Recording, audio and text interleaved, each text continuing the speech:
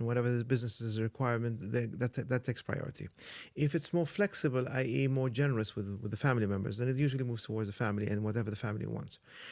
It's not necessarily a generational issue, although as you get from the first generation and second generation, you're still much more flexible because you're much more interacted both with the family and the business, and you're interacting with one another as members. As you move to the third, fourth, and fifth, and so on, if you get that long, you need to start having more what you call it rules and regulations in terms of how you interact with one another. And the exceptions become exactly that, exceptions. So if there is a reason to go into this business, but it might harm the family, might harm the family's pocket, not the family, but harm the family's pocket. The question is, do I protect the business, which will keep on producing more, or do I protect the family, which this will benefit them, but I might be affecting the business going forward? Every family will have to make that decision themselves.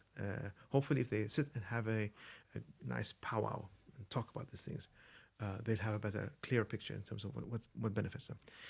You don't want, there is no such thing as a one size fits all. Sure. You don't want to think, I only want the business has to function, and the business, if it's just the business, then you don't need the family. Forgive me. And if it's only the family, because we're humans, we're all going to thinking about myself, I, and eventually the business ceases to exist. So, how do you interact with that? It's a very interesting balance. It's dependent on the family members. It's dependent on the leader. How does he or she bring things together? It's dependent on how much, in some cases, you need to take time to get consensus. Because the more consensus you have, the more buy-in you have, the more likely it'll last.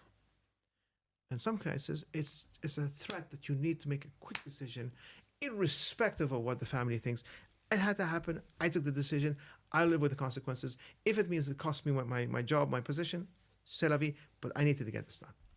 So you need to, it depends on the type of leader you have and how they interact with the family members.